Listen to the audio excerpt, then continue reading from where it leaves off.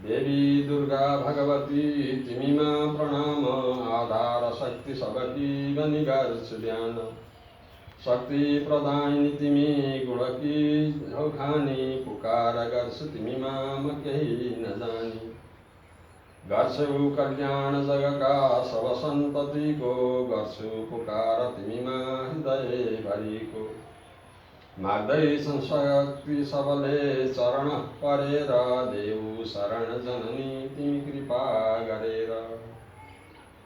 श्री जगदम्बिका भगवती को सप्तशती महात्म्यको चतुर्थ अध्यायलाई लिएर हजुरहरू समक्ष म उपस्थित भएको छु। ओम कालाभाभ्रां कटाक्षकलवयदां मौलिवन्देन्दुरेखां शङ्खं चक्रं कृपाणां त्रिशूलमपि करैर्दहन्तीं त्रिनेत्रं सिंहास्कन्धाधिरूढां त्रिभुवनमखिलं तेजसा पूरयन्तीं ध्यायेत् दुर्गा जयाख्यां त्रिदश परिवृतां सेवितां सिद्धिकामयीं।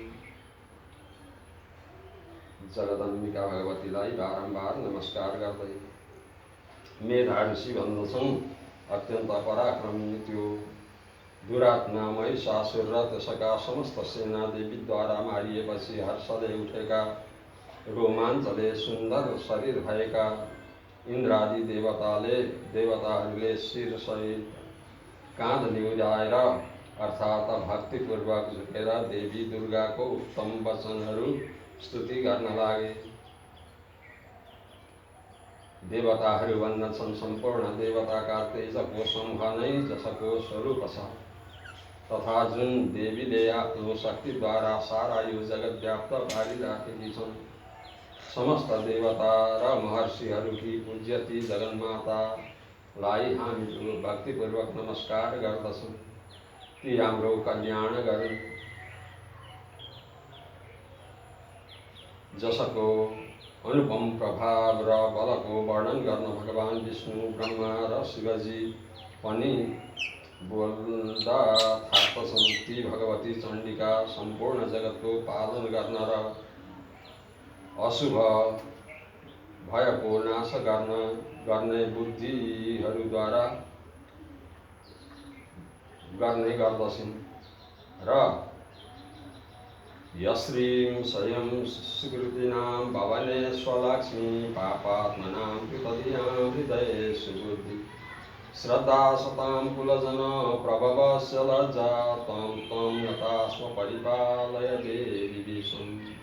जुन देवी पुण्यात्माहरूको घरमा लक्ष्मी रूपले र पापीहरूका घरमा दरिद्र रूपले तथा शुद्ध अन्तःकरण हुने व्यक्तिहरूको हृदयमा बुद्धि रूपले सत्पुरुषहरूमा श्रद्धा रूपले र कुलीन मनुष्यहरूमा लज्जा रूपले निवास गर्नुहुन्छ, त्यस्ती हजुरलाई हामी बारम्बार नमस्कार गर्दछौँ। हे देवी, हजुर सम्पूर्ण विश्वको पालन गर्नुहोस्।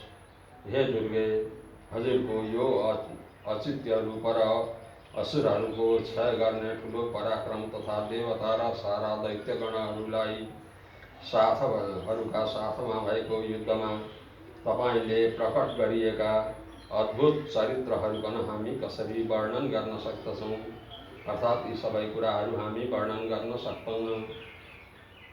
सृष्टिको उत्पत्तिका तपाईँ नै कारण स्वरूप हुनुहुन्छ। हजुरमा सत्व, रज, तम तीनै गुणहरू छन्, तापनि ती दोषसित तपाईँको कुनै संसर्ग हुँदैन। ब्रह्मा, विष्णु र शिव पनि हजुरको महिमा जान्न सक्दैनन्, किनभने यो चराचर जगत हजुरको अंशभूत छ, प्राणी मात्रका लागि आधारभूत छ, किनकि तपाईँ नै एकमात्र सबको मूलभूत अव्याकृत प्रकृति हुनुहुन्छ। यस्ती प्रकृति हुनुहुन्छ। हे देवी, यज्ञादिमा जसको उच्चारणले देवता पनि तृप्त हुन्छन्, ती स्वाहा तपाईँ नै हुनुहुन्छ। यसबाहेक तपाईँ पितृहरूलाई पनि तृप्त पार्नुहुन्छ, त्यसैले सबैजना तपाईँलाई स्वधाको नामले अभिहित गर्दछन्। हे देवी, जो मोक्ष प्राप्तिको साधन छ, अचित्य महाव्रत स्वरूपा छ, समस्त दोष रहित छ। जितेन्द्रिय तत्त्वलाई नै सार वस्तु मान्ने एवं मोक्षको अभिलाषा राख्ने मुनिजन जसको अभ्यास गर्दछन् ती भगवती परा विद्या हजुर नै हुनुहुन्छ। हजुर शब्द रूपमा तथा अत्यन्त निर्मल ऋग्वेद यजुर्वेद र उद्गीतका मनोरथ पदपाठले युक्त सामवेदको आधार पनि हजुर नै हुनुहुन्छ। हे देवी, तपाईँ नै तीनै वेद र भगवती षडैश्वर्यले युक्त हुनुहुन्छ। यस विश्वको उत्पत्ति र पालनको निम्ति वार्ता ऋषि र आजीविकाको रूपमा प्रकट भएकी हजुर जगतको पीडा नाश गर्नेवाला हुनुहुन्छ। हे देवी, जसले समस्त शास्त्रको सार ज्ञान हुन्छ, त्यो मेधाशक्ति हजुर नै हुनुहुन्छ। दुर्गम भवसागरबाट पार तार्ने नौका रूप दुर्गा देवी पनि हजुर नै हुनुहुन्छ। तपाईँ आसक्ति रहित हुनुहुन्छ। मधु कैटवका शत्रु विष्णु भगवानको हृदयमा निवास गर्ने भगवती लक्ष्मी र चन्द्रशेखरद्वारा सम्मानित गौरी पनि तपाईँ नै हुनुहुन्छ। हजुरको मुख सन्दहास्ययुक्त निर्मल पूर्णचन्द्र बिम्बको अनुकरण गर्ने र मनोहर सुनको कान्ति जस्तो कान्ति देखेर पनि महिषासुर मोहित नभई रिसाएर प्रहार गर्यो, यो निकै आश्चर्यको कुरा हो। हे देवी, त्यही मुख जब क्रोधयुक्त भएर उदयकालका चन्द्रमा झैँ रातो र आँखी बाँगिएर विकरिल भयो, तब त्यो रूप देख्न साथ महिषासुरको प्राण निस्केर यो झन् आश्चर्यको कुरा हो, किनकि रिसाएका यमराजलाई देखेर को जीवित रहन सक्ला। हे देवी, तपाईँ खुसी हुनुहोस्। परमात्मा स्वरूप तपाईँ नै प्रसन्न हुँदा जगतको अभ्युदय हुन्छ र तपाईँ रिसाउँदा तत्काल नै कयौँ कुलको सर्वनाश हुन्छ। यो सबै हामीहरूले अहिले अनुभव गर्यौँ, किनकि महिषासुरका विशाल सेना एक क्षणमै हजुरको कोपले नष्ट भए। सदा अभ्युदय प्रदान गर्ने हजुर तपाईँ जसमाथि प्रसन्न हुनुहुन्छ, तिनै देशमा सम्मानित हुन्छन् र तिनैलाई धन एवं कीर्तिले प्राप्त हुन्छ। तिनैको धर्म कहिल्यै क्षीण हुँदैन र तिनै आफ्ना स्त्री पुत्र र भृत्य सहित धन्य मानिन्छन्। हे देवी, हजुरकै कृपाले पुण्यात्मा पुरुष प्रतिदिन अत्यन्त श्रद्धापूर्वक सबै प्रकारका कर्मानुकूल कर्म गर्दछन् र त्यसैकै प्रभावले स्वर्गमा पुग्दछन्। अतः हजुर तिनै लोकमा निश्चित नै इच्छित फल दिनेवाला हुनुहुन्छ।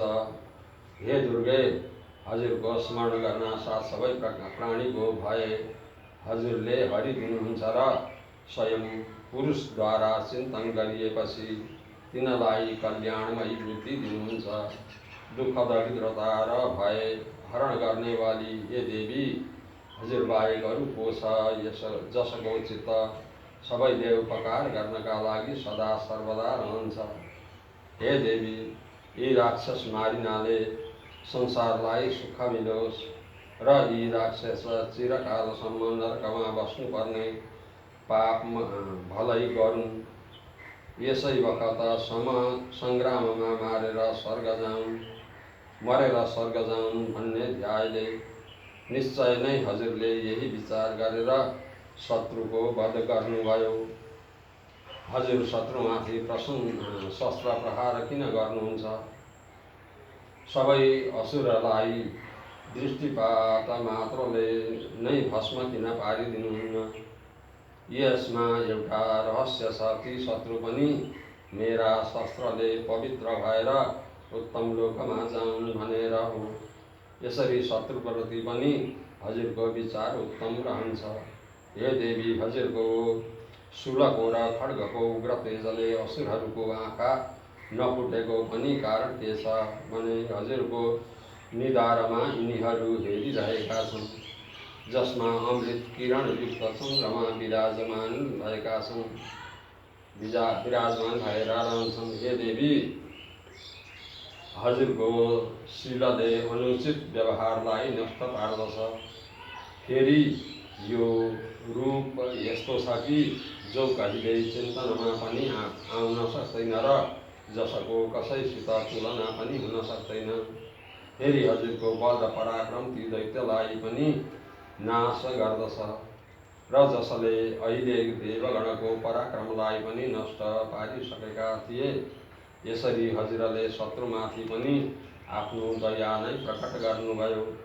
हे वरदायिनी देवी, हजुरको यस पराक्रमको तुलना कोसित हुन सक्छ र शत्रुलाई भय दिने अत्यन्त मनोहर रूप पनि हजुर बाहेक अन्त कहाँ छ र?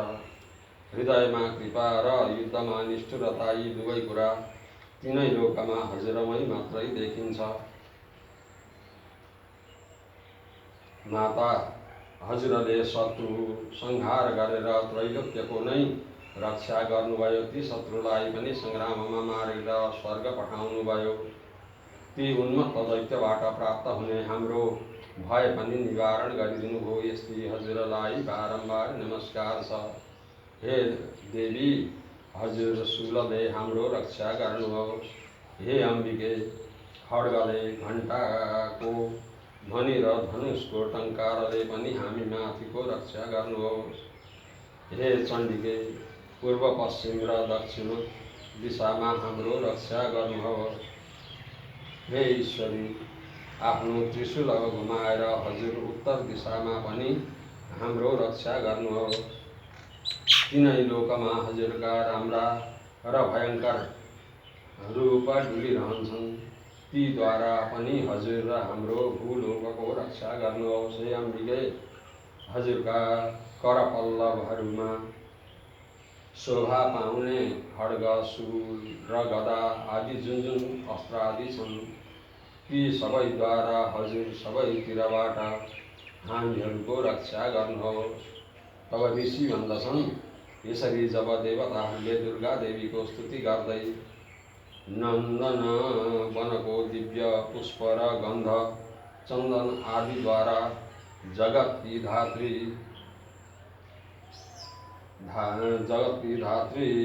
पूजी थिइन्, तथा सबै मिलेर दिव्य धूप आदि भक्तिपूर्वक निवेदन गरेर तब देवीले प्रसन्न भएर प्रणाम गरिरहेका देवताहरूलाई भनिन्। देवी भन्न लागिन्, हे देवता हो, मनमा जे इच्छा छ त्यो माग।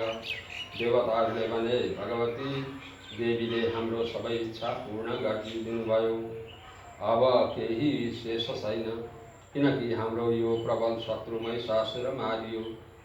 हे महेश्वरी, यदि हजुर हामीलाई वर दिने इच्छा गर्नुहुन्छ भने हामी जब जब हजुरको सम्झना गर्नेछौँ तब तब दर्शन दिएर कष्ट निवारण गरिदिनुहोस्। हे अम्बिके, सुन्दर मुखवाली जो मनुष्यकी यी स्तोत्रहरूले हजुरको स्तुति गर्दछन्, उनलाई धन समृद्धि दिनुका साथै तिनको धन, स्त्री आदि सम्पत्ति बढाउनुहोस्। सदा हामी माथि प्रसन्न रहनुहोस्। तब फेरि ऋषि भन्दछन्, हे राजन, देवताहरूले जब आफ्नो जगतको कल्याणका निम्ति भद्रकाली देवीलाई यसरी प्रसन्न पारेपछि देवीले तथास्तु भनेर अन्तर्ध्यान भइन्। हे गोपाल, यसरी पूर्वकालमा कुनै लोकको हित गर्नेवाली जसरी देवताका तेजबाट प्रकट भएकी थिइन्, त्यो वृत्तान्त मैले सुनाएँ। अब फेरि देवगणको उपकार गर्ने ती देवी सबै लोकको रक्षार्थ गौरी देवीको शरीरबाट शुम्भ निशुम्भको वध गर्न प्रकट भइन्। त्यो र देवताहरूको उपकार गर्न र तथा तीनै लोकको रक्षा गर्न फेरि जसरी उत्पन्न भइन् त्यो कुरो अब म यथावत तपाईहरुलाई वर्णन गर्दछु। भन्नेसम्मका कथाहरू आज हामीले चतुर्थ अध्यायमा वर्णन गरियो भने यसदेखि पछिका 5औं अध्यायमा के रहेछ, यसदेखि पछिका अध्यायहरूमा कसरी कसरी के गरिएको छ भन्ने खालका कुराहरू सबै लिएर हजुरहरू समक्ष म भोलि फेरि उपस्थित हुने सङ्कल्पका साथ आजलाई बिदा लिन चाहन्छु। शरणागत दिनार्थ परित्राणपरायणे सर्वस्वार्थहरे देवी नारायणी नमस्तुते। सृष्टि स्थिति विनाशानां शक्तिभूते सनातनी गुणास्त्रय गुणामये नारायणी नमस्तुते। ओम श्री जगदम्बिकार्पणमस्तु।